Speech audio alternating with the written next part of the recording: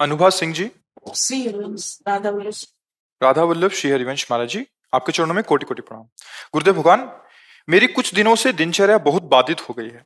मन इस समय बिल्कुल साथ नहीं दे रहा। पहले वही दिनचर्या पूरे उत्साह के साथ होती थी, अब वही एक बोझ सा लग रही है महाराज जी। भजन की थोड़ी भी तन्मयता में बहुत घबराहट होती है महाराज जी। कोई अपराध बन गया क्या? श्री हरिवंश गुरुदेव भगवान, जैसे पहले जो लगन तत्परता थी वो इसीलिए हम पूछ रहे, कोई अपराध बन गया क्या? किसी वैष्णव की निंदा, कोई ऐसा अपराध जिससे हमारा भाव, भगवत भाव कम हो रहा है? अपराध या आहार, ये दो तो जरूर ऐसा कर देते हैं। यदि ऐसा नहीं तो कभी कभी भक्त के जीवन में कबहू तो थोरो भजन, कबहू होत विशाल, मन को धीरज छुटे नहीं, गाहे न दूजी चाल। कभी कभी मना स्थिति ऐसी होती है कि प्रभु में नहीं लगती है, क्योंकि बहुत जन्मों से संसार में लगी रही। मना खष्टानि इंद्रियाणि प्रकृति स्थान कर्षति, वो घंटा दो घंटा की बात।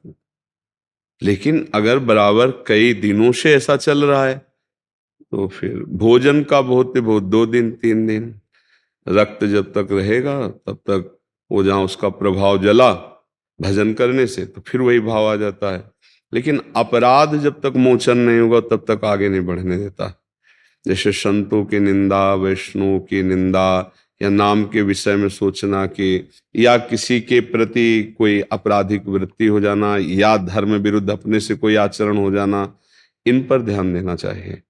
अगर ऐसा कुछ है तभी ऐसा बाधित होता है, नहीं तो प्रतिपल उत्साह बढ़ता है। जब हमसे कोई पाप बन जाता है तो हमारे चिंतन को वो शुष्क कर देता है, और जहाँ चिंतन शुष्क हुआ, रस नहीं मिला, तो विषय की तरफ भागता है मन, और विषयों की तरफ मन गया कि फिर भजन भाव छूट जाता है। इसलिए आपको ही विचार करना पड़ेगा कि आपके द्वारा कहीं ऐसा कुछ तो नहीं हुआ। जैसे कल ही एकांतिक के बाद एक सज्जन खड़े हुए और रोने लगे कि जब आपका सत्संग सुना तो हमारे सब जीवन सुधरा और बहुत आध्यात्मिक रुचि बढ़ने लगी। फिर हमने किसी वैष्णव पर दोष दर्शन किया, बोले सब खत्म हो गया। चिल्ला कर रो रहे थे कि बचा लो मेरा भाव। ऐसा तो कभी कभी हम अपनी मायाकृत बुद्धि से महाभागवतों को नहीं जान पाते, और बाहरी बातों पर जो हमारी मलिनता है उसमें आरोप करके हम उनके प्रति दोष दर्शन या निंदा करने लगते हैं। भजन करने वाले को चाहिए, नारायण स्वामी का ये दोहा का अर्थ समझ ले, तेरे भावे जो करे भलो बुरो संसार, नारायण तू बैठ के अपनो भवन बुहार। संसार भला है कि बुरा है छोड़ो, अभी अभी अपने को देखो। अगर हमारे अंदर कोई बुरा भाव नहीं होगा तो हमें कोई बुरा नहीं दिखाई देगा। सच्ची मानिए, अगर हमारे हृदय में राम है तो चराचर जगत राम में दिखाई देगा, और काम है तो फिर काम में दिखाई देगा। दुष्ट को सब दुष्ट दिखाई देते हैं, पवित्र आत्मा को सब पवित्र आत्मा नजर आते हैं, कोई पापी नजर नहीं आता। भगवत भाव वाले को सब भगवान नजर आते हैं, ब्रह्म भाव वाले को सब ब्रह्म नजर आते हैं। मायाकृत बुद्धि से जड़ चैतन्य, स्त्री पुरुष, पापी पुण्यात्मा, ऐसा दर्शन होता है। हमें लगता है अध्यात्म अपने सुधार के लिए है। कोई क्या कर रहा है भगवान जाने और वो जाने। हमको क्या करना चाहिए? हमें अपना सुधार करना चाहिए। अध्यात्म जो मार्ग है वो अपने सुधार के लिए है। सत्संग सुना और दूसरों पर परीक्षण कर रहे हैं कि ये तो जो आज सत्संग सुना इसमें तो नहीं है, तो वो सत्संग आपके लिए हुआ है। आप अपने में परीक्षण कीजिए कि ये बात आप में है कि नहीं, दूसरों में नहीं। दूसरों में भगवत भाव रखना है और छोड़ देना है। 3 प्रकार की लीला हो रही, सतोगुणी, रजोगुणी, तमोगुणी। कहीं राक्षसी लीला हो रही, कहीं राजसी लीला हो रही, कहीं सात्विक लीला हो रही। कोई भजन कर रहा है, कोई दान कर रहा है, कोई पुण्य कर रहा है, कोई मार रहा है किसी को, कोई व्यभिचार कर रहा है। नाना प्रकार की लीलाएं हो रही, पर ये सब असत्य लीलाएं हैं, सत्य नहीं है। जैसे आप फिल्म देखते हैं तो उसमें मार काट भी, उसमें नाना प्रकार की कुचेष्टाएं भी, उसमें अच्छाइयां भी बुराइयां भी, लेकिन ना अच्छाई होती ना बुराई होती है, वो केवल अभिनय होता है। ऐसे एक सच्चिदानंद प्रभु एक ये विविध रूपों की लीलाएं कर रहा है। वो सृजन कर रहा है, वो पालन कर रहा है, वही संहार कर रहा है। वही नाना प्रकार की लीलाएं, हमको ये मानकर प्रणाम और अपने हृदय को सुधारना। यदि अध्यात्म, और अध्यात्म नहीं तो लड़ते झगड़ते रहो, निंदा स्तुति करते रहो, हृदय मलिन करते रहो, उससे कुछ मिलना है नहीं। पक्का समझिए, कुछ नहीं मिलना। ये नाटक केवल माया का चल रहा है। ये एक ही परमात्म तत्व है, वो अपने आप से अपने आप में खेल रहा है। अब समझ पाओ तो समझ पाओ, न समझ पाओ तो भजन करो, तब समझ जाओगे। क्यों? आप विचार करके देखिए, कोई अगर ऐसी वृत्ति है तो आप ध्यान करोगे भगवान को साक्षी करके, तो आ जाएगा कि हमसे ये गलती हो गई। अन्यथा भजन में धीरे धीरे रुचि बढ़ती है, पर जब हमसे कुछ गलती हो जाती है, कोई अपराध बन जाता है या किसी पर दोष दर्शन हो जाता है, तो भजन छूट जाता है। पक्का समझिए, जब हम किसी पर भी दोष दर्शन करते हैं तो वो अपने ऊपर लागू हो जाता है। ये एक प्रकृति का अलौकिक नियम है। अगर हम तुम्हें कहेंगे कि बहुत नीच पुरुष है, तो एक दिन हमारे अंदर ऐसे आचरण जागृत हो जाएंगे कि सब कहेंगे कि बहुत नीच पुरुष है। पक्का समझ लेना, हम जो भाव करेंगे वही हमारे अंदर भाव आ जाएगा। इसीलिए बचाया जाता है, राधा राधा राधा राधा, प्रभु गलती हुई, नहीं नहीं, भगवान जिससे जो जैसी लीला। हमको अपने आप को देखना है। हमारी तो प्रार्थना यही है कि हमें अपने आप को सुधारना है। ये हमारा अध्यात्म कहता है, हमारा शास्त्र कहता है, हमारे गुरुजन कहते हैं। हाँ, दूसरा कोई हमसे प्रेम से पूछ रहा है तो जो हमको ज्ञान है वो हम आपको बता देते हैं। बकाया आप पकड़ो ना पकड़ो, वो हमारे लिए है। स्वांता सुखाय तुलसी रघुनाथ गाथा, ये हम आत्म सुख के लिए ज्ञान प्राप्त किए हैं, दूसरों पर दोष दर्शन करने के लिए नहीं कि ये तो पापी है, ये पुण्यात्मा है, ये नीच है, ये अदम। नहीं नहीं, हम अपनी दृष्टि पावन करने के लिए सब मेरे भगवान हैं, ये देखने के लिए साधना किए, ये देखने के लिए हम उपासना मार्ग में आए। तो इसके बिना शांति नहीं मिलेगी। हमारा कहीं राग हो जाएगा, कहीं द्वेष हो जाएगा, किसी के गुण देखेंगे, किसी के दोष देखेंगे, और यही जगत में अशांति का कारण बन रहा है। कोई मित्र बन जाता है, कोई शत्रु बन जाता है। और आनंद अगर प्राप्त करना है तो न मित्र बनाना, न शत्रु बनाना, सब में भगवत भाव रखना है। तेरे भावे जो कर, तुम्हें जो भावे सो करो, जो भगवान रचे हैं वो तुम भोगो। हमें जो मार्ग, हमें संत संग मिला, शास्त्र स्वाध्याय मिला, अब हम नहीं भटकेंगे, अब हम भगवत मार्ग में चलेंगे। तो भोजन से 1-2 दिन तक भजन में विक्षेप पड़ता है। अगर बहुत गंदा हो गया तो 15 दिन भी लग जाए। और अपराध से जब तक वो अपराध मोचन नहीं होगा तब तक भजन रुका रहेगा। इसीलिए भक्तन के अपराध से डर पो, ऐसा वाणी जी में लिखा है। भक्तन निंदा अति बुरी भूल करे जिन कोय, किए सुकृत बहुजन्म के छिन में डारे खोए। बहुत जन्मों का पुण्य साधन 1 मिनट में किसी महाभागवत की निंदा कर दी, वो सब नष्ट हो जाएंगे। फिर क्या होगा? चिंतन क्रॉस चलने लगेगा, विपरीत, हृदय जलने लगेगा, और जिसे आज की भाषा में डिप्रेशन कहते हैं, आप पहुंच जाओगे। परमार्थ की तो बात जाने दो, स्वार्थ लायक भी बुद्धि नहीं रहती है, वो पतित हो, चिड़चिड़ा स्वभाव हो जाना, भगवान के प्रति अश्रद्धा हो जाना, ये सब अपराध के लक्षण है। जैसे लोग भगवान की निंदा करते हैं ना, वो पाप किए हैं, वो ऐसे अपराध किए कि उनकी बुद्धि ये स्वीकार ही नहीं कर सकती कि भगवान है। अगर स्वीकार कर ले तो मंगल शुरू हो जाए। पहला मंगल यहीं से होता है, आस्तिक, कि भगवान है, अस्ति भगवान है, और नास्ति भगवान नहीं है। ये घोर अमंगल का लक्षण है। यहीं से दुर्गति प्रारंभ होगी, क्योंकि बहुत पाप हो गया है, हृदय मलिन हो गया, तो भगवान की भी अस्वीकृति हो गई।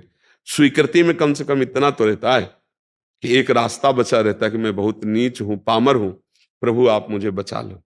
एक प्रार्थना करने का अवसर तो होता है, लेकिन नास्तिक में वो भी भाव खत्म हो जाता है, तो मतलब पूरी दुर्गति भोगनी है। तो हमें अपने को संभालना है, और जब ऐसी स्थिति हो तो भगवान से प्रार्थना करे और जोर जोर से नाम कीर्तन करे।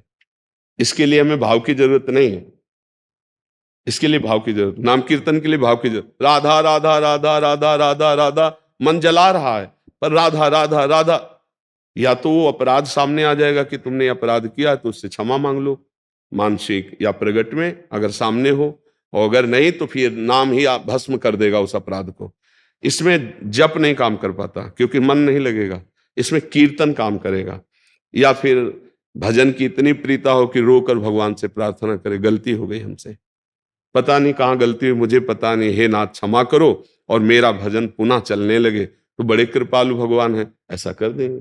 एक बात करना, वृंदावन में हो तो एक हम शब्द बोल रहे हैं वो बोल देना, हे वृंदावन धाम, हे प्रिया प्रीतम, संपूर्ण सृष्टि में जो आपके भक्त जन हैं, जाने अनजाने में यदि मेरा किसी से अपराध बन गया हो तो मुझे यह बताओ कि मैं कहाँ जाऊं, किससे प्रार्थना करूं जिसका अपराध बना हो। नहीं, आप क्षमा कर दीजिए, आप हृदय से प्रार्थना कीजिए और फिर आप देखिए, ये प्रार्थना करना, बड़े समर्थ हैं प्रिया प्रीतम, बड़े समर्थ हैं भगवान, वो कृपा करके क्षमा कर देंगे। हम लोगों से तो त्रुटि होती ही रहती है, बच्चे हैं एक तरह अज्ञानी, नहीं है, अज्ञानी बच्चे हैं हम उनके सामने, तो हम प्रार्थना करें और नाम कीर्तन करें, इससे ठीक हो जाएगा। आप समझ? महाराज जी एक बार आप क्षमा कर दीजिए, फिर क्षमा हो जाए, मतलब गुरुदेव भगवान आप। हाँ, हम तो मन वचन से कभी किसी का हमारे प्रति यदि अपराध बना हो किसी का भी, तो हम उसे मन वचन से क्षमा करते, कभी उसको दंड न मिले, कभी उसका भाव न बिगड़े, कभी ऐसा नहीं। हमारे हृदय में सबके प्रति वही ममता है जैसे एक विशुद्ध माता की अपने पुत्र के प्रति होती है, सबका मंगल हो, सबका। हमारी सामर्थ्य क्या है सबका मंगल करने की, पर हम अपने प्रभु को लेकर बोलते हैं सबका मंगल हो। दृष्टि है, हो सकता है किसी की भी दृष्टि चूक जाए, दोष का, तो हमारे प्रति किया हुआ पूरे विश्व में किसी को कोई अपराध न लगे, किसी को कोई दंड न लगे। आपकी क्या बात, किसी को भी न लगे, समझ रहे आप जी। कोमल जी यमुनानगर से। महाराज जी आपके चरणों में कोटि प्रणाम। महाराज जी, गुरु का हमारे जीवन में कब और कैसे आना होता है महाराज जी, इस पे आप थोड़ा सा। जब व्याकुलता बढ़ती है कि अब मुझे भगवान की प्राप्ति करनी, मुझे मार्ग कैसे मिले, मैं क्या करूं। उपासक के अंदर तभी गुरु बनाना भी चाहिए और भगवान के आश्रित होकर तभी गुरु मिलते भी हैं। जब अंदर भगवत मार्ग की चाह पैदा हो जाए कि अब हम भगवान की प्राप्ति करें तो कैसे करें, क्या जपें, कैसे चलें, कैसे बचें कि संसार का राग हमको पाप में न लगा दे, हमारे आचरण गंदे ना हो जाएं, कैसे चलें, तो उसके अंदर लगता है कोई तो गाइड करने वाला हो। जैसे आपको वृंदावन का दर्शन करना है, निधिवन, सेवा कुंज, बाके बिहारी, रंग जी, ऐसे अब कहाँ जाऊं, किससे पूछूं, तो बोले वहां गाइड मिलते हैं, चले जाइए, वो आपको दिखा दें। तो इस संसार की भूल भुलैया से बचाकर सच्चिदानंद भगवान से मिला दे, उन्हीं को गुरुदेव कहते हैं।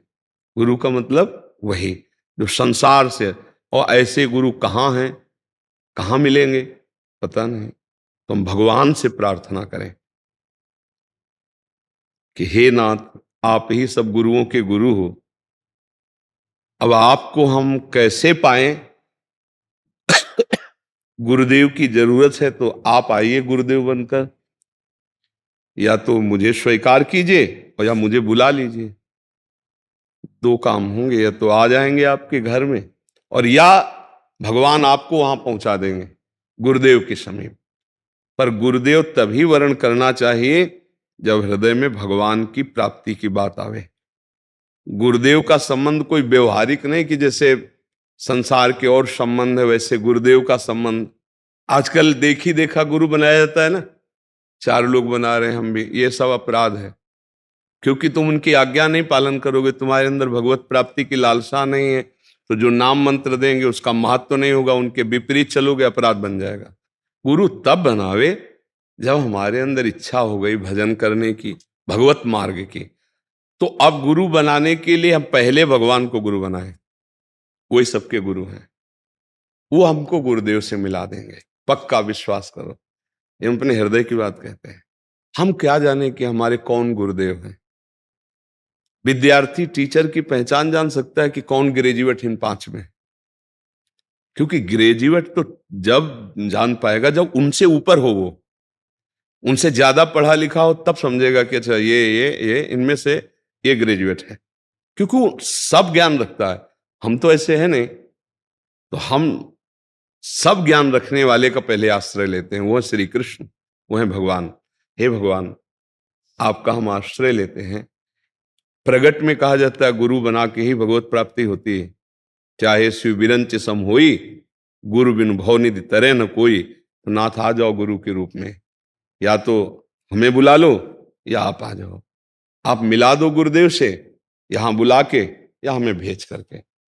हमें यही सिद्धांत बहुत अच्छा लगता है कि हम वरण करेंगे तो चूक हो सकती है, और भगवान भेजेंगे तो चूक नहीं होगी।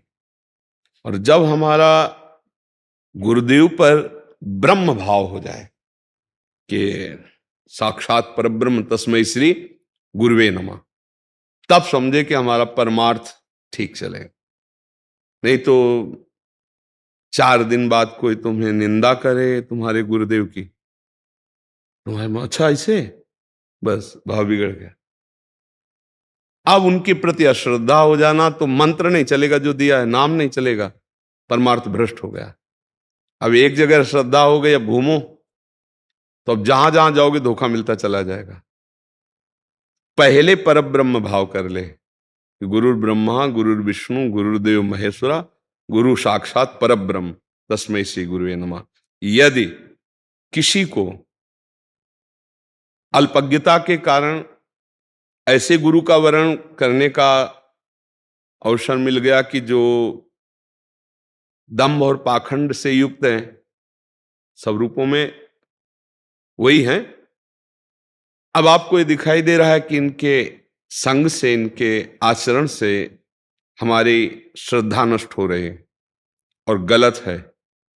ऐसा इतना तो सबको साधारण ज्ञान है, भाई ब्रह्म बोध है कि नहीं, ये सब ज्ञान से तो मतलब नहीं है।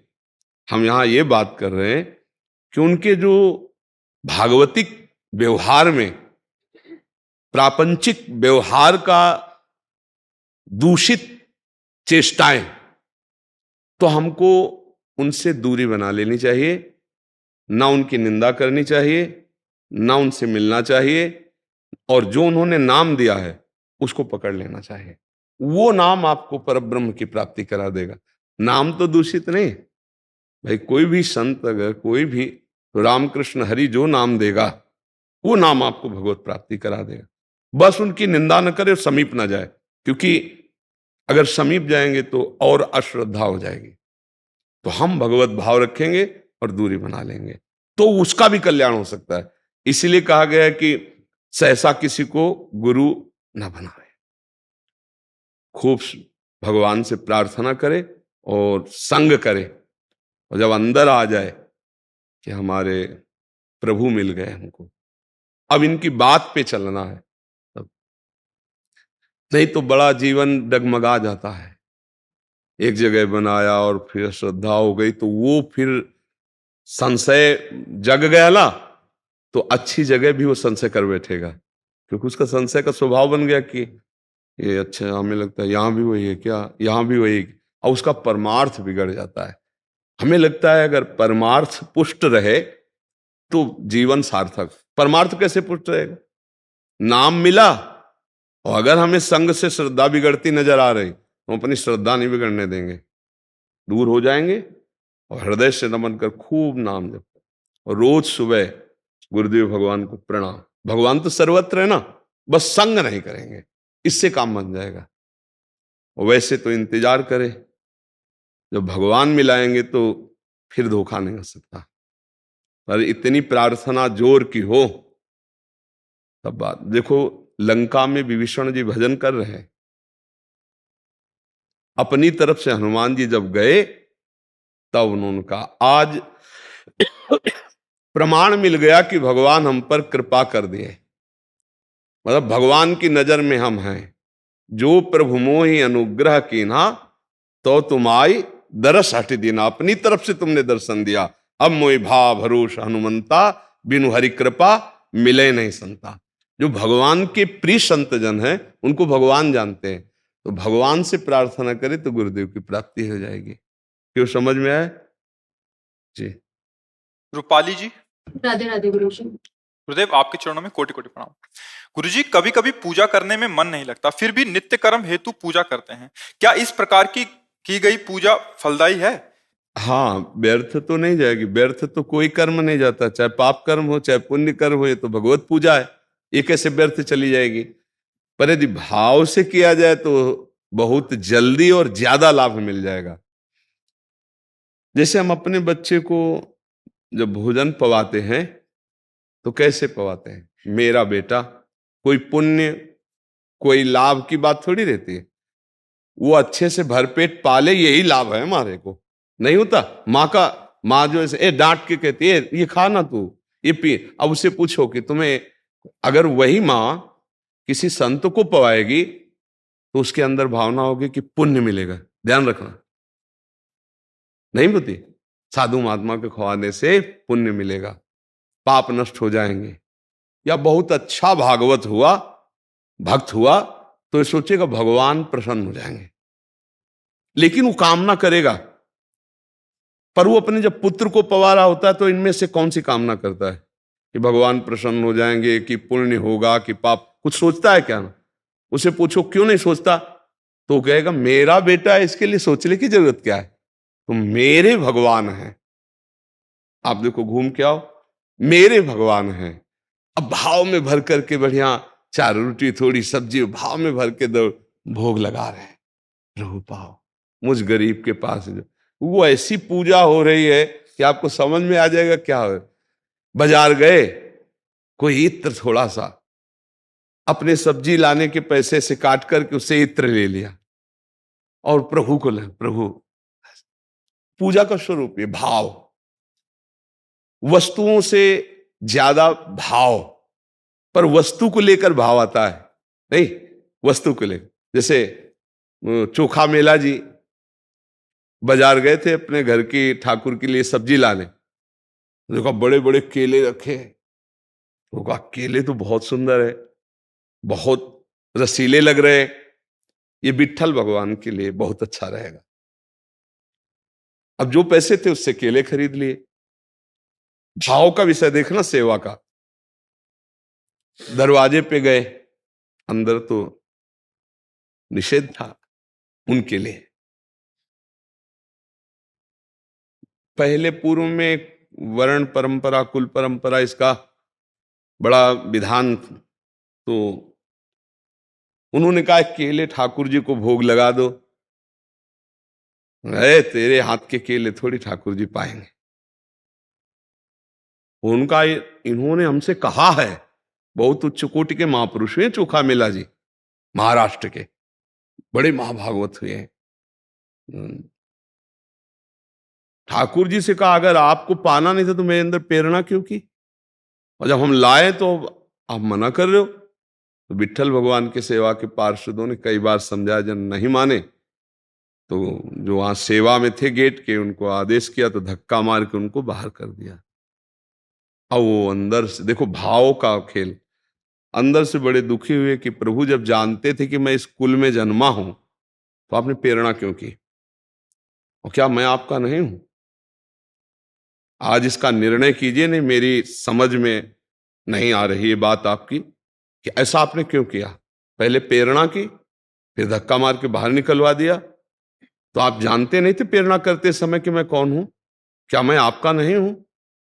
या तो आप हमारे अंदर इस बात प्रश्न का समाधान कीजिए, नहीं तो हम अंदर से बहुत चिंतन हमारा बिगड़ रहा है। क्योंकि आपने प्रेरित किया है, मुझे पता है आपने मेरे से कहा है कि मेरा संकल्प नहीं था, मेरी इच्छा नहीं थी। कमरा बंद किया और कहा अन्न जल का त्याग कर देते हैं, जो हमारे इष्ट है वही जब धक्का लगवा दिए तो फिर हमारा जीना किस काम का। कोई अन्न जल नहीं पाऊंगा और शरीर को ऐसे उनका नाम जप करते हुए पूर्ण करूंगा। महाभागवत। अब ठाकुर जी को कैसे चैन पड़ सकती भला? रात्रि में जब शयन हुआ तो वो दरवाजा खटखटाया जाके, चोखा मेला जी, चोखा मेला जी। इतना अमृत में गंभीर शब्द था कि कौन, ये पूछने की हिम्मत नहीं हुई। दरवाजा खोला तो देखा अद्भुत कांति। भगवान द्वारिकाधीश ही तो विट्ठल भगवान है। अद्भुत, ऐसी नीलिमा इंद्र नीलमणि, अद्भुत कांति में भगवान मंद मंद मुस्कुराए। अंदर से गए भगवान। चोखा मेला जी से कहा कहाँ है केला, वो गोद में बैठ गए। बोले पवाओ अपने हाथ से। भगवान ने पाया। इसके बाद जब 4 रह गए तो बोले रोको, पीतांबर में हमारे बांधो। रुक्मिणी जी को ले जाएंगे तुम्हारे जैसे प्रेमी के हाथ। प्रभु आपकी लीला बड़े विचित्र, वहां धक्का लगवा रहे, यहाँ के गोद में पार ले गए। रुक्मिणी जी को पवाया कि मेरे बहुत प्रेमी भक्त के केले हैं, और छिलके आंगन में फेंक दिए और अंदर से सिटकिनी लगा दी विट्ठल भगवान ने। अब जब सुबह दरवाजा तो बाहर से ताला खोला गया तो अंदर से बंद था, अंदर से भगवान के सिवा और कोई ताले ही वहां। अब समझ में आया कि कोई वैष्णव अपराध बन गया जिससे भगवान नाराज है। विनय की प्रार्थना की, बहुत रोए, तब अंदर से आवाज आई, आप जाओ कीर्तन करते हुए चोखा मेला जी को डोली पे बैठा लो, पालकी पे, और वो जब आकर यहां बोलेंगे तब दरवाजा खुलेगा। हजारों भक्त दर्शन के लिए खड़े। ऐसा ही करना पड़ा, जिन लोगों ने धक्का लगाया था ना, वो पालकी लेके गए, पैर पड़ के जबरदस्ती विनय करके उसमें बैठा ले, और कीर्तन करते हुए विट्ठल विट्ठल विट्ठल। जब आकर उन्होंने कहा जय जय, बड़ी विचित्र लीला है, खोल दो दरवाजा। दरवाजा खोल, अंदर गए तो छिलके पड़े देखे पुजारी। बोले जय जय, छिलके? बोले हाँ, चोखा मेला जी के केला हमने भी पाए और रुक्मिणी जी के लाए थे, वो पाए थे, छिलका बाहर फेंक दिया आंगन में। तब उनको समझ में आया कि भक्त के भाव की कितनी बड़ी महिमा है। यदि हम थोड़ी सी भी सेवा करते हैं, थोड़ा प्यार से करें, अपने जैसे पुत्र को पवाते हैं, अपने जैसे प्रियजन को पवाते हैं, ऐसे भगवान को गैर मान के मत पवाओ कि पवा रहे तो पुण्य होगा, लाभ मिलेगा कि नहीं। हमारी प्रार्थना मानिए, बहुत बड़ा लाभ इससे मिलेगा। हम भगवान को अपना नहीं मानते, तभी हमारे अंदर आता है कि भगवान को भोग लगाए, इसका फल मिलेगा कि नहीं, एक धूपबत्ती लगाई, इसका फल मिलेगा कि नहीं। आप समझ रहे ना, भगवान को कपड़ा अर्पित किया, फल। यार भगवान ने तुमको मनुष्य तन दिया, सब कुछ भगवान ने तुम्हें दिया। आप विचार करके देखो, ये तो केवल भगवान की प्रसन्नता के लिए हम कर रहे हैं, उन्हीं की दी वस्तु। कैसे? कई बार बताया, जैसे आप बाजार से 4 सेव लाए, आपके 4 बेटे हैं, चारों को दे दिया। एक बेटा सेव लेकर दौड़ के आया और आपके गोद में चढ़ के आपको भोग लगा, पापा पाइए, आपको कैसा लगेगा? हृदय भराएगा कि नहीं? आप उसके हाथ से छीन के अपनी गोद में बैठाल के स्वयं पाएंगे। चारों तुम्हारे हैं, लेकिन इसको जो प्यार मिलेगा वो 3 को नहीं मिलेगा।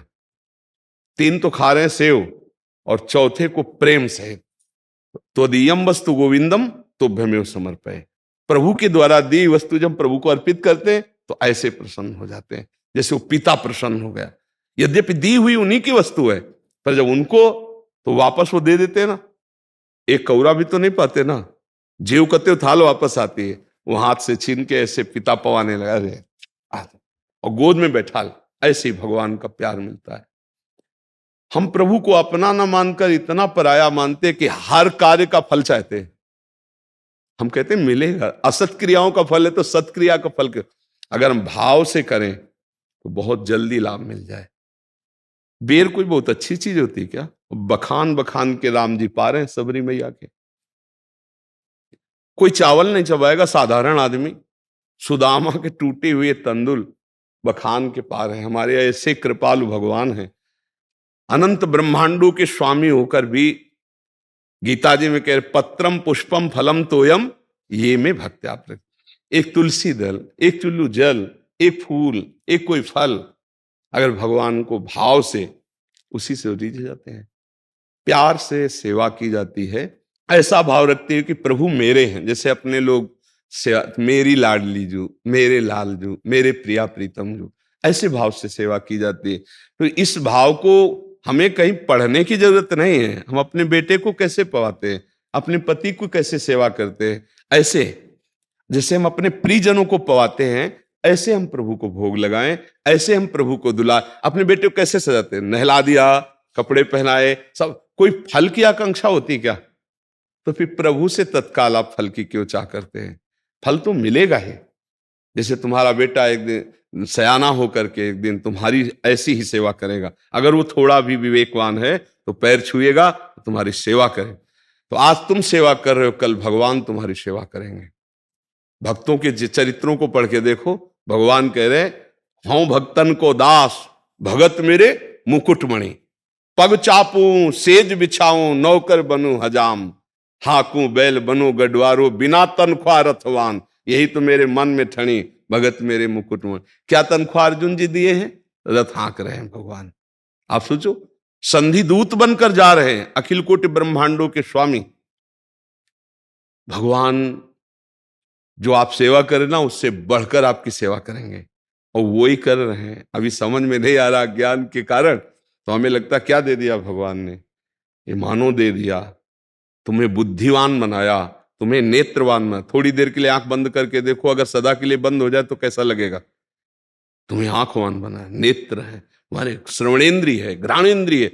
इस समय तुम बहुत सुंदर योनि प्राप्त किए हो भगवान की कृपा से। अब आप भजन करके, इतना भजन करके कि संसार का जो बंधन है पाप पुण्य का, दोनों काट के मुक्त हो सकते हो। पर हम लोग मुक्त होने की जगह और फंसने वाले कार्य करते रहते हैं। इसीलिए हमारा भगवान के भजन में और सेवा में मन नहीं लगता। टीवी देखने में मन लग जाएगा? नहीं। हम तो बड़ा आश्चर्य मानते हैं कि 50 रुपया दे के भीड़ में लाइन में खड़े होकर, तो उसमें जाके फिल्म में 2-2.5 घंटे एकाग्र तपस्या, मन नहीं भटकेगा, एकदम आनंद। और जानते हैं कि ये झूठा चल रहा है।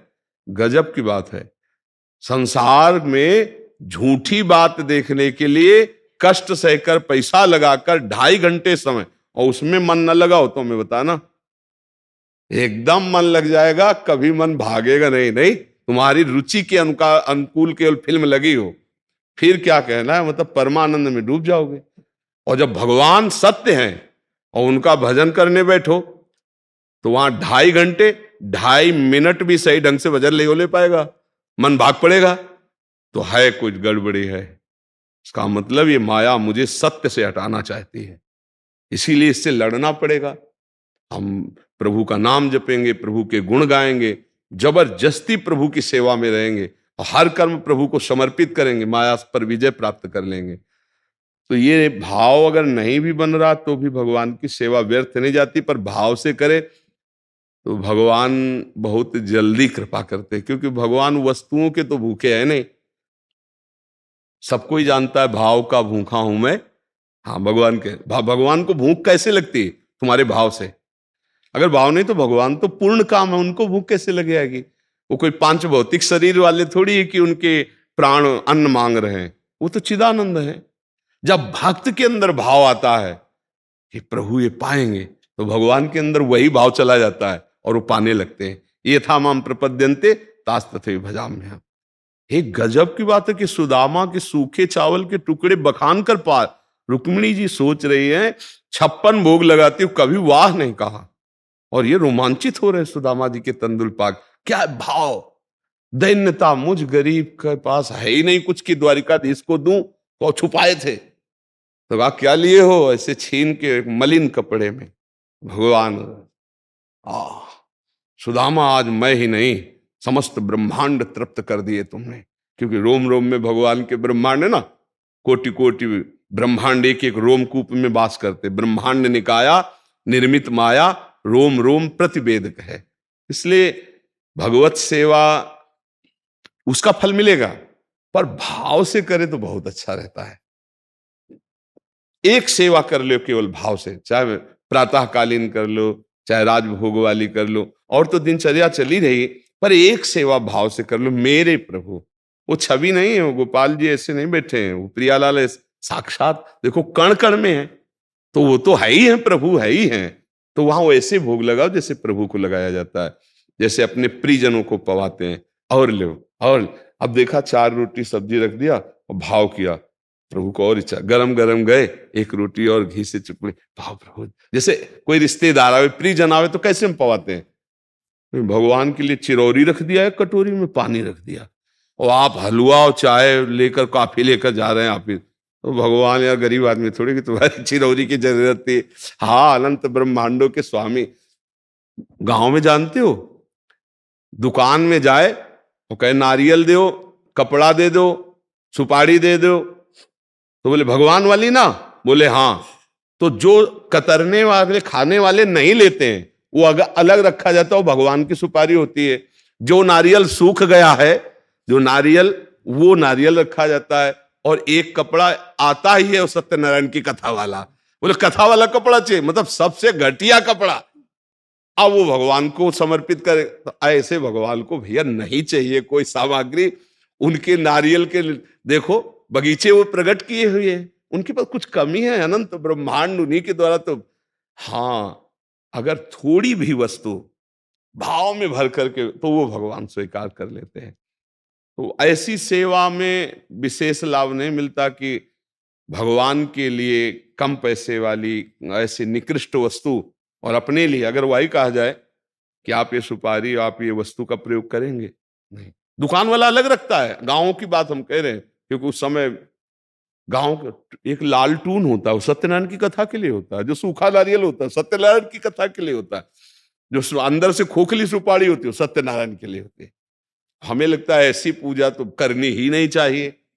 एक बार 24 घंटे में अगर आप कर सकते हो तो भाव से कर लो। जो भी तुम्हारे पास रूखा, आज तक हम देखा है भक्त चरित्रों में कि एक बाजरे की रोटी लेकर रोते हुए पवाया तो भगवान पाए, धन्ना जाट भगवान पाए। तो हमें लगता है अगर हम भाव से 2 रोटी और सब्जी, कुछ भी ऐसे नमक ही रख दो, हमारे प्रभु इतने कृपालु। अगर भाव है वास्तविक आपके पास नहीं, तो आप नमक और रोटी रख के ऐसे कर दोगे, अखिल कोटि ब्रह्मांड नायक प्रसन्न हो जाएंगे। भाव भगवान देखते हैं। बस भाव से अगर करे तो बहुत अच्छा है, अगर नहीं भाव बन रहा तो करता रहे तो भाव बन जाएगा। करते करते कभी भगवान कृपा कर देंगे तो भाव बन जाएगा। जी। महाराज जी, जैसे कोई एक उड़िया बाबा के उपदेश जो आपके बहुत प्रिय है महाराज जी, उसमें कुछ प्रश्न उत्तर हैं साधकों के। महाराज जी, उड़िया बाबा से किसी ने प्रश्न किया, मनुष्य को भगवान की इच्छा पर निर्भर रहना चाहिए या पुरुषार्थ पर? तो उड़िया बाबा उत्तर देते हैं कि भगवान की आज्ञा पालन करते हुए पुरुषार्थ करने में तत्पर रहना एवं फल में उनकी इच्छा पर निर्भर रहना चाहिए, क्योंकि पुरुषार्थ तीव्र करने से भगवत कृपा से सब कुछ हो सकता है। पुरुषार्थ करते हुए भी सिद्धि असिद्धि में भगवान की इच्छा की प्रधानता समझनी चाहिए। यही भक्तों की मान्यता है। भगवान की इच्छा मानकर पुरुषार्थ किसी भी काल में न छोड़े। जी, अब इस बात को ये समझना है कि जैसे हम ये भाव लेकर कि अब जो भगवान करेंगे सो होगा, हम कायरता करने लगे, ऐसा नहीं है। भगवान के आश्रय से, भगवान की इच्छा पर निर्भर रहने वाला उपासक भगवान की आज्ञा का पालन करता है। उसमें लिखा है आज्ञा पालन। सबके लिए अलग अलग धर्म है। एक है भागवत धर्म, जो हम भगवान की उपासना करते हैं, उसमें भी कोई शिव उपासक है, कोई राम उपासक है, कोई कृष्ण उपासक है, कोई माँ का उपासक है। और उपासना के अलावा हमारा व्यवहारिक धर्म है, एक लोक धर्म। जैसे हम किसी के पति हैं, किसी के भाई हैं, किसी के पुत्र हैं, किसी के पिता हैं। अब इसमें क्या आपका कर्तव्य शास्त्रों में और सत्संग में वर्णन किया जाता है, और प्रायः हर मनुष्य अपने कर्तव्य को जानता है। इतना ज्ञान भगवान ने दिया है। आपका बहन के साथ कैसा बर्ताव होना चाहिए, आपका माँ के साथ कैसा बर्ताव होना चाहिए, आपका पिता के साथ कैसा बर्ताव होना चाहिए, आपका अपने साथ कैसा बर्ताव होना चाहिए। ये धर्म लोक धर्म है। लोक धर्म का पालन शास्त्र आज्ञा के अनुसार करते हुए भागवत धर्म में पहुंचना है। निरंतर भजन, भगवान की लीला कथाओं का श्रवण कथन, किसी का भी अमंगल अहित न मन से, न शरीर से, न वाणी से, जो हमारे समीप है उनको सुख पहुंचाने की भावना, ये भागवत धर्म के अंतर्गत आती। सारे कर्म भगवान को समर्पित कर देना। अब इसमें जो खास बात बाबा कह रहे हैं कि ये सब किया, लेकिन जो हम चाह रहे थे वो हमें नहीं मिला। तो कह रहे सिद्धि और असिद्धि में समान भाव लाना। पहली बात इतना तो समझ लो कि जब पाप कर्म कभी व्यर्थ नहीं जाता, वो दंड दे के रहता है, तो अच्छा कर्म कैसे व्यर्थ चला जाएगा। तो अगर हमको फल नहीं मिला है अभी, तो इसका मतलब कोई ऐसा पाप बाधक जो है वो हमारे भजन से, हमारे साधन से वो नष्ट हो रहा है, और जे भी वो नष्ट हुआ तो इसका फल प्रकाशित हो जाएगा। इसलिए फल के लिए सिद्धि असिद्धि, भगवान ने भी कहा है सुख दुखे समय कृत्वा लाभा लाभो जया जयो। यदि आप मेरे लिए कर्म करते हैं मेरी आज्ञा का पालन करके, और आप हार जाते हैं, विजय को प्राप्त नहीं होते, तो आपको दुखी नहीं होना है कोई कारण जिसमें आपका भजन जाकर उसको प्रहार करके नष्ट कर रहा है और आपका वर्तमान हार में पहुंच गया। लेकिन आप हारेंगे नहीं, आपको ऐसी विजय प्राप्त होगी जो इस हार से लाखों गुना बढ़कर होगी। वो होगी भगवत प्राप्ति, वो होगी जन्म मरण से मुक्ति होना। तो अगर यहां कहीं हार जाते हैं तो आपको शोकित नहीं होना, जया अजयो, और अगर जय को प्राप्त होते हैं तो हर्षित मत होना। ये भगवत आराधना के लिए। अगर आपको हार मिलती है तो हानि का अनुभव मत करना, और जीत मिलती है तो लाभ का अनुभव मत करना। हानि में दुख होता है इसलिए दुख का अनुभव मत करना, लाभ में सुख होता है इसलिए सुख का अनुभव न करना। तो क्या होगा? बोले मेरी प्राप्ति हो जाएगी। सुख दुखे समय कृत्वा लाभा लाभो जया जयो। अपने साधन की वृत्ति को मजबूत रखे और उसका फल विपरीत आ रहा है तो चिंता मत करो, वो तुम्हारे किसी पाप के परिणाम का स्वरूप आ रहा है, उसको नष्ट कर देगा भजन, और आगे आपको परम सिद्धि मिलेगी, परम लाभ मिलेगा। पर अगर आप ऐसी हिम्मत वाले नहीं हो तो परमार्थ छोड़ दोगे। जैसे किसी दिन एक प्रश्न हुआ था कि मेरा नवीन बालक 6 या 8 वर्ष की अवस्था का पधार गया और मैं बहुत भक्ति करता हूं, तो लोग कहते हैं कि ले और भक्ति कर लो, देखा भक्ति का फल ऐसा। भक्ति का वो फल नहीं है, वो जीव का ऋणानुबंध है जो तुम्हें कष्ट देने और स्वयं भोगने आया। 6 वर्ष के लिए मनुष्य योनि मिली, इसके बाद फिर छूट गई। तुम्हारी भक्ति का फल है कि तुम संत समागम में बैठकर प्रश्न कर रहे हो और धैर्यपूर्वक उसको सुनो। वो भी बैठे थे, धैर्यपूर्वक अगर सुनो और उसको गुनो तो तुम इस मोह ममता से ऊपर उठ जाओगे, जिसका नाम क्षमता है, भगवत प्राप्ति है। उसको क्या जो भजन नहीं करते उनके परिवार में कोई नहीं मरता क्या? विचार करके देखो, इसका नाम ही है मृत्यु लोक, और ठीक समय पर आपका ट्रांसफर हो जाएगा। सरकारी आदमी हो, ये जो गाड़ी बंगला मिला है ये राइट टाइम, अपने आप ट्रांसफर के 1 सेकंड नहीं टिक सकते इसमें, 1 सेकंड। तुम भले खूब गर्व करो, मैं जिस दिन मालिक का ट्रांसफर ऑर्डर आया आपको तत्काल इस भवन को छोड़ना है, चलो ये छोड़िए। अब उसमें आप चाहे 4 दिन आके रहे हो, 4 महीने, 40 साल, उससे कोई मतलब नहीं रहता। आपकी आयु निश्चित है, उसके अनुसार इसमें किसी का दोष नहीं होता। यदि आप इसमें किसी का दोष मानते हैं या अपनी भक्ति का बिगाड़ स्वरूप देखते हैं कि भक्ति करने से दुख मिला, हमारा पुत्र चला गया, ये आपका अज्ञान है।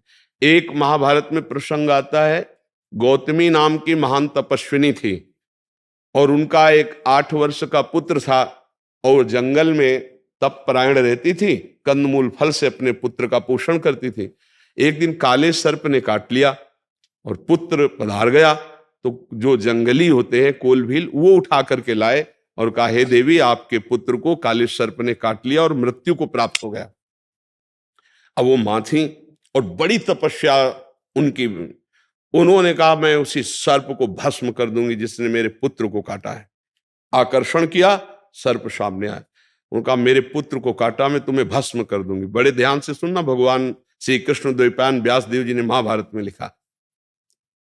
सर्प ने कहा कि देवी यद्यपि आप भस्म कर सकते हैं पर मैं निरापराधी हूं। तो उनका अपराध सिद्ध है कि आपने काटा है। बोले हाँ काटा है, लेकिन मैंने नहीं, मृत्यु मेरे अंदर प्रेरित करके कटवाया है, इस बालक की मृत्यु। अच्छा, तो तुम निर्दोष हो, तुम्हारा दोष, हमारा इस बालक से कोई बैर नहीं। मृत्यु आई और हमारे दिमाग में बैठकर इससे कटवा और ये मर गया, तो मैं मृत्यु को नष्ट कर दूंगी। तब परायण थी, मृत्यु का आकर्षण किया, मृत्यु सामने उपस्थित हुई। ये सब मूर्तिमान है, जैसे भगवान के अस्त्र मूर्तिमान है, सुदर्शन चक्र आदि, जब जरूरत होती तो अस्त्र रूप में होते हैं, नहीं सेवक रूप में सेवा करते रहते हैं। मृत्यु से कहा मैं मंत्र बल से तुम्हें भस्म कर दूंगी। उनका कर सकती हो, लेकिन मैं निरपराध हूं। क्यों? तुमने सांप को प्रेरित करके कटवाया, हां, लेकिन मैं काल के द्वारा प्रेरित हूं। काल ने मेरे ऊपर शासन करके मेरे को आदेश किया, तब मैं सर्प पर शासन करके कटवा दिया। मृत्यु निर्दोष, काल का आकर्षण किया, काल दंड यम के पास रहता है, उपस्थित हुए। तो उनका देवी हम पहले आपको कह रहे हैं कि आप कोई रोष मत प्रकट करना, क्योंकि अगर हम रोष प्रकट कर दे तो हमारे रोष के आगे किसी का रोष चलेगा नहीं। पहले आपसे विनय कर रहे हैं कि आप अपना तप नष्ट मत करना, मेरा कोई दोष नहीं है। इस बालक के कर्म से मैं प्रेरित होकर के, ये सब बालक का कर्म, काल, काल के द्वारा प्रेरित मृत्यु, मृत्यु के द्वारा सर्प, आखिरी में क्या निकला? निजकृत कर्म भोग सुन भ्राता, अवश्यमेव भोक्तव्यम कृतम कर्म शुभाशुभम।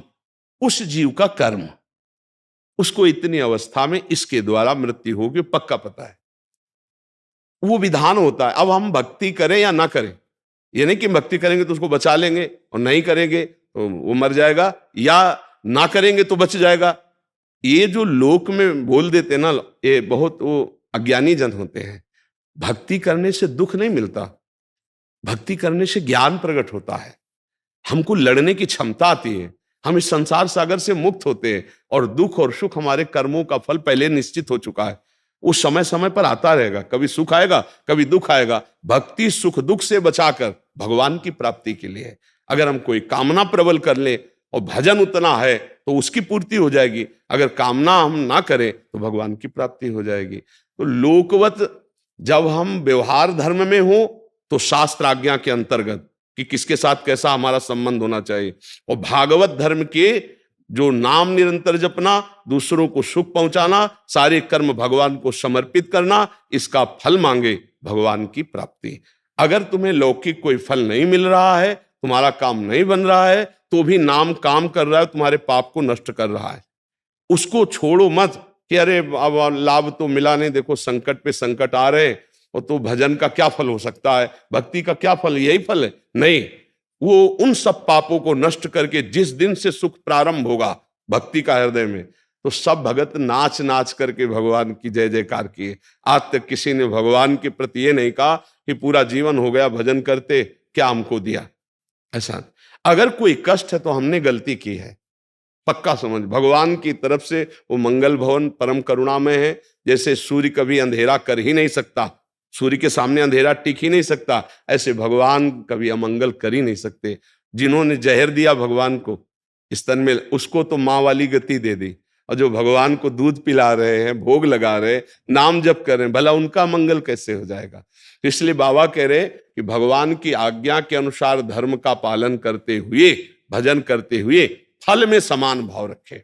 अगर फल में लाभ नहीं दिखाई दे रहा तो भी समान भाव रखो, लाभ मिलेगा, बहुत बड़ा लाभ मिलेगा। क्योंकि जीवन पूर्व कर्मों से बना हुआ है, दुख सुख से।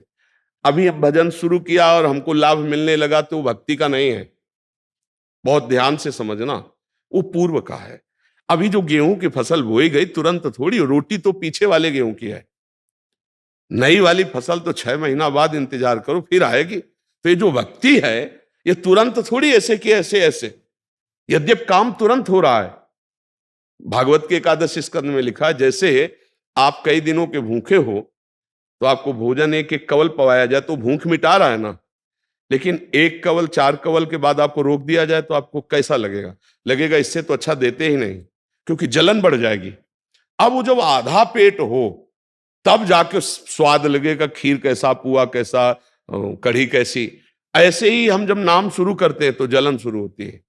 अनंत जन्मों में हमने न जाने कितने पाप किए भगवान से विमुख होकर। तो नाम, एक एक नाम यद्यप काम कर रहा है, जैसे एक एक कवल भोजन का पुष्टि तुष्टि क्षुधा निवृत्ति कर रहा है, ऐसे ही संसार से वैराग्य, भगवान से प्रेम और स्वरूप का ज्ञान, ये एक एक भजन में हो रहा है। पर जब आधा पेट लगभग 12 घंटा कम से कम भजन होए, तब समझ में आएगा कि हाँ, भजन का क्या स्वाद है, भजन का क्या स्वरूप है। तो भजन व्यर्थ नहीं जाएगा। एक नाम भी, एक कवल खाया तो भूख मिटाई तो, पर वो लगेगा कि भूख और बढ़ गई। ऐसे जो ही भजन शुरू करते गंदगी बढ़ जाती है अंदर से, गंदी गंदी बातें, गंदा चित्रण, गंदा मन, वो निकल रहा है, वो शांत मिट रहा है। पर कम से कम जब आधा पेट भोजन हो तब भोजन का स्वाद आता है। ऐसे 24 घंटे में कम से कम 12 घंटा चिंतन हो, नाम का भजन हो, तब जाकर को माया पर विजय प्राप्त करे। अभ्यास तो निरंतर का करना चाहिए, इसलिए फल पर दृष्टि रखकर कभी भजन न छोड़ो। भजन का फल अवश्य मिलता है। जैसे तत्काल गेहूं फेंक दिया 1 मन खेत में, अब वो 6 महीना इंतजार करता है, सेवा करता है फसल की, तब जाके कहीं सुरक्षित वो 40 मन के रूप में आता है। 1 मन 40 किलो फेंका तो 40 मन के रूप में अन्न आ जाए। तो ये जो भजन कर रहे हो ये बढ़कर आपको महासुख देगा, व्यर्थ नहीं जाएगा। पाप कर्म व्यर्थ नहीं जाता, वो दंड दे देता है। तो पुण्य कर्म, भजन कैसे व्यर्थ हो जाएगा? इसलिए फल पर दृष्टि न रखते हुए अपने साधन को बढ़ाते रहना चाहिए। चाहे जितना कष्ट आवे, साधन न रोके तो बाबा कहते हैं निश्चित वो भगवान की कृपा को प्राप्त कर लेगा। और जा पर कृपा राम की होई ता पर कृपा करे सब कुछ प्राप्त हो जाएगा, पक्का समझो। जब भगवान मिल गए तो क्या दुर्लभ रह गया, उन्होंने ही तो संसार को रचा है। महाराज जी, एक प्रश्न में उड़िया बाबा से किसी ने प्रश्न किया कि महाराज जी, मानसिक पाप क्यों होते हैं? बाबा का 2 शब्दों में उत्तर था कि पूर्व संस्कारों से। और फिर दूसरा प्रश्न था कि यदि कोई मानसिक पाप हो जाए तो उसका क्या प्रायश्चित है? तो बाबा ने उत्तर दिया, सच्चे मन से पश्चाताप करें और भगवत नाम जप करें। भगवान के नाम जप में अचिंत्य शक्ति है, इससे अनंत जन्मों के पाप विध्वंस हो जाते हैं। नाम में जितने पापों को जलाने की शक्ति है, उतने पाप मनुष्य एक जीवन में कर ही नहीं सकता। बाबा का उत्तर था। अब इसमें क्या है कि मानसिक का जो पाप होता है वो मन की मलिनता होती है। जैसे भक्तों का मन भगवान का ही चिंतन करेगा, उनके रूप की, उनकी लीला की, उनके नाम की, उनकी बातों का। और जब हमारे द्वारा अधर्माचरण, जो शास्त्र विरुद्ध आचरण, तो फिर वो गंदी बातों का चिंतन करता है। और जब गंदी बातों का चिंतन करता है तो वही दूसरों पर आरोप लगाने लगता है। जो हमारा मन गंदा होता है ना, तो हमारा मानसिक पाप बनने लगता है। जो हमारा चिंतन होता है, जैसे पूज्य है कोई जिसके हमको रक्षा करनी चाहिए, चरण छूने चाहिए, जैसे बहन है या और भी कोई पूज्य संबंध है, अगर हमारा काम चिंतन गाढ़ है तो चूकेगा नहीं। मन भले शरीर से ना हो, पर मन वो गलत भावना कर बैठेगा। ऐसे ही बहुत लाखों मानसिक पाप होते हैं। आप देखो ना, जिस मन में भजन नहीं होता वो करता क्या है? राग द्वेष का चिंतन करता है, नाना प्रकार के जो लाखों पाप, तभी मलिनता भरती चली जाती है।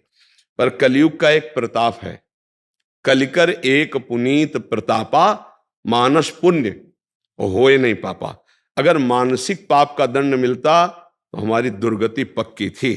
पर कलयुग में चूंकि मलिन हृदय अधिक होंगे, इसलिए सिद्धांत बना दिया गया कि जब तक शरीर से पाप नहीं होगा तब तक मानसिक पाप का दंड उसे नहीं दिया जाएगा। अगर कहीं मानसिक पाप का दंड होता तो बहुत बड़ा लगता।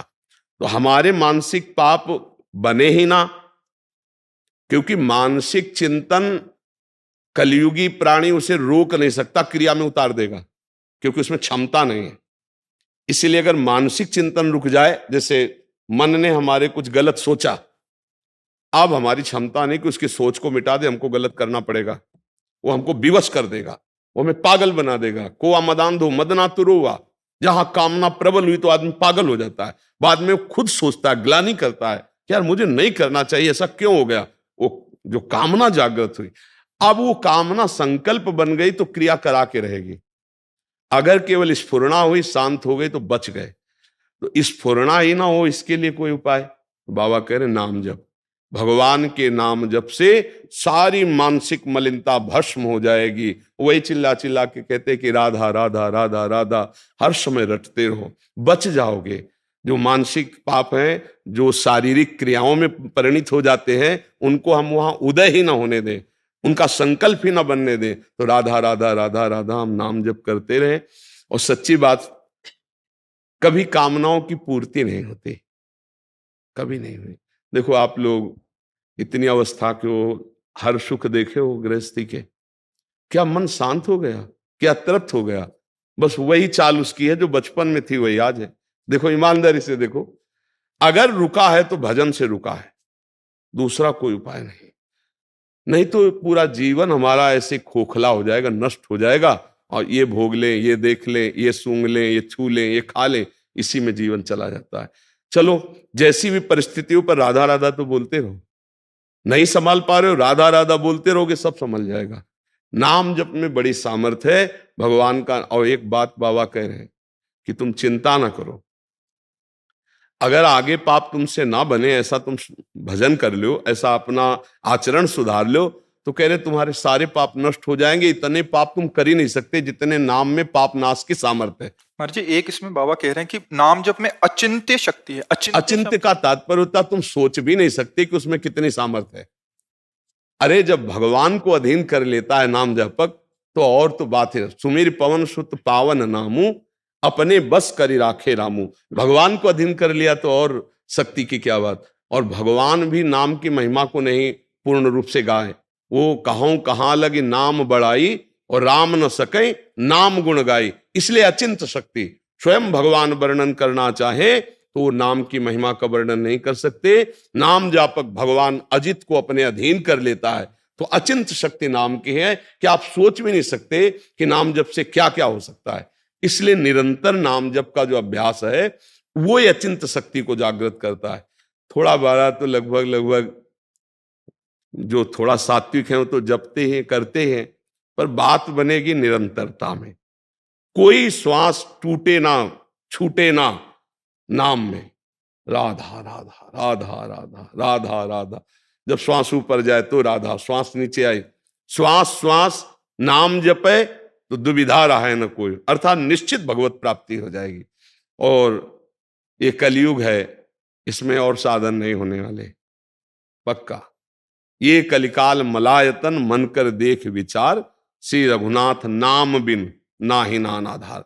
जो नाम जप नहीं कर रहे हैं तो अन्य कोई साधन इतने प्रबल कलयुग में सिद्ध नहीं हो जाते कि वो भगवत प्राप्ति करा दे। इसलिए नाम जप, जैसे यज्ञ है भगवान की प्राप्ति का उपाय है। बताओ, पहले राक्षस लोग यज्ञ को नष्ट करने के लिए हड्डी या मांस डाल देते, थोड़ा वो भ्रष्ट हो गई यज्ञ। विश्वामित्र जी इसीलिए तो श्री राम जी को साथ की निशाचर, अब आप घी बाजार से खरीदो और उसमें चर्बी मिली हो तो यज्ञ होगी? होगी नहीं। सामग्री कहां से आएगी? यज्ञ सामग्री जौ धान्य आदि जो पवित्र चाहिए, अब केमिकल डाले जाते हैं अनाज प्रकट करने में, वो पवित्र थोड़ी माने जाते हैं। ऐसे केमिकल, ऐसी खादें हैं जिनका रस जाता है उसमें, वो अपवित्र हैं। इसीलिए बड़े बड़े रोगों की बाहुल्यता देखो हो रही। कैंसर तो पहले सुना ही नहीं, कभी कोई ऐसे करोड़ों में किसी एक को पहले, अब तो बुखार की तरह है। जैसे बुखार नहीं उनको आया फिर उनको आया, ऐसे कैंसर बढ़ रहा है क्योंकि अन्न दूषित हो रहा है। तो जब भविष्यान्न दूषित है तो हम कैसे यज्ञ करें? कलयुग में यज्ञ सिद्धि बड़ा मुश्किल है भाई। बड़ा शुद्ध घी हो और शुद्ध हविष्यान्न हो और शुद्ध मंत्र बोलने वाले हो, शुद्ध मंत्र हो, आराधना तप हो, तब यज्ञ तो बड़ा कठिन। अच्छा, ध्यान आंख मूंद के देख लो, अंधकार के सिवा क्या दिखाई देता है? शांत होके बैठो तो प्रपंच पूरा चलने लगता है अंदर, क्या ध्यान लगेगा? सतयुग में ध्यान के द्वारा भगवान की प्राप्ति होती थी, त्रेता में यज्ञ के द्वारा होती थी, और द्वापर परिचर्यायाम भगवान की सेवा विधान, सेवा पद्धति। अब आप बाजार से मिठाई लेने गए हो, सैकड़ों लोग वहां खरीद रहे हैं, बेचने वाला कितना हाथ पवित्र है पवित्र उससे मतलब नहीं, बनाने वाला हो सकता है मसाला सुपारी खा के बीड़ी पीते हुए बना रहा हो, क्या स्थिति है पता नहीं। तो अमनिया जो ठाकुर जी की पूजा के लिए भोग चाहिए, जो वस्त्र चाहिए, जो सामग्री चाहिए, बड़ा मुश्किल है पवित्र मिलना।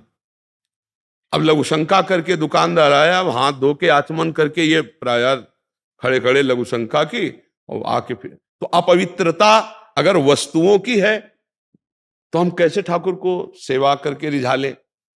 पवित्र पदार्थ, दूध ले रहे हैं हम और उसमें केमिकल्स का बना हुआ है, पनीर ले रहे हैं, कौन सा भोग लगावें? हर घर में गाय तो नहीं पाली जा रही ने, तो सेवा पद्धति ठाकुर की कैसे होगी? गाय के दुग्ध से स्नान कराया, गाय के घी से बने हुए पकवान सुंदर भोग लगाए, भगवान की आरती उतार, कहाँ है?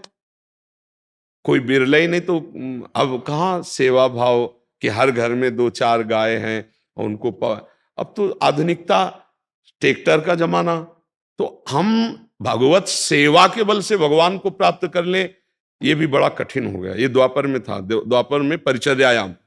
अब एक उपाय रह गया है, कलौ तद्धरि कीर्तनात्, भगवान के नाम का जप और कीर्तन यही मंगल करेगा।